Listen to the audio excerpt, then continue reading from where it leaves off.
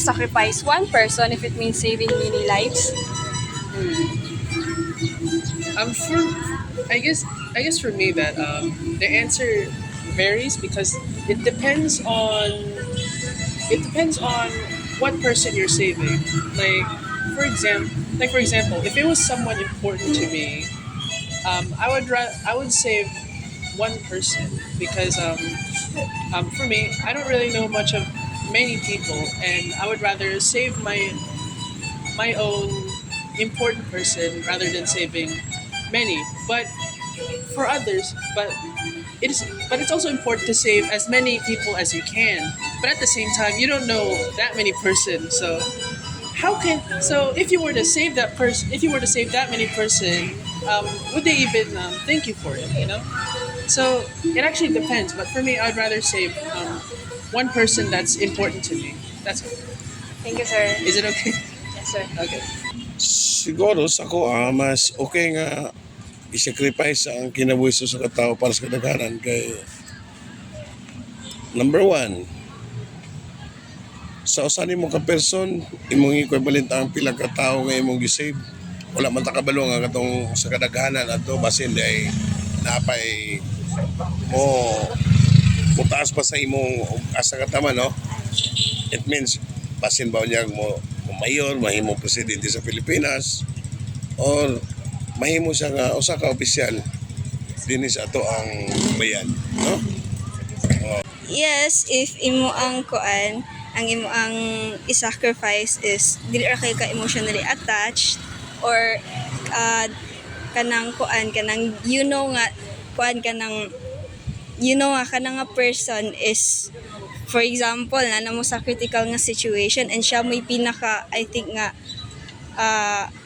murag mo either nga willing siya mag sacrifice or someone nga kanang wala kay kuan bitaw kanang wala kay relationship, but in terms of na kay relationship sa imo nga ingana nga situation, I think it's okay ra gihapon kay you can save lives man, and many is good than one. One person is like wala bitog siya ra jud ang imo ang gi-focusan, but then again you have to be more empathetic and generous to other people, and kuan kanang you have to have values man pud and morality kay if just if saving one life is like mura po kag selfish either way para sa ubang people, but then it's actually a kuan jud kanang very challenging question,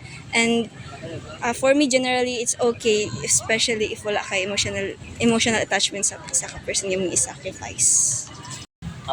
Para sa ako, for me, it really depends on the situation. If ang person is wala siya gi-force nga sacrifice ang self, either yang gi-volunteer ang self nga yun ang gamon for the better purpose of the country. Just like what Rizal did in his time where he took risk on exposing the truth and endangering himself as well as his families para lang matabangan ang yang fellow Filipino people para ma-uncover ang truth ug mo stand up sila para silang kaugalingon. And as much as that theory marag ma-apply na siya karon as well as kayang Philippines is kanang going through siya og mga hard time karon through politicians nga mga corrupt kaayo, as man murag if ma-apply bitaw siya nimo to the fact nga kasi kanang if na kay marag gamon bitaw nimo ang sakto, bahalag na ay masacrifice nga laing tao is para ma-save ang iba na ako in kuan ha kay especially kanang naa siya bitay politician dayon iya ang family is kabalungan ang politician na kana is kanang nagama siya dili maayo, but kato yung family what he did is kanang iyang gitugan murag iyang gisacrifice to yang bisag family to siya, iyang gistorya bitaw nga na siya gigamang sakto para lang maundang to yung gigama o para maayo tong kuan kanang ma-improve ang society bitaw. For me, yes, but it also depends on the situation because since let's say there is an butang talang emergency tas mas gipili pud niya nga i-sacrifice yang ugalingon para lang pud ma-save tong kuan. Let's say kuan kana pong ubang responders pud ba. as a volunteer myself, I would sacrifice my life to save other people na po. Para ako, okay lang siya nga mag-sacrifice sa isa ka person.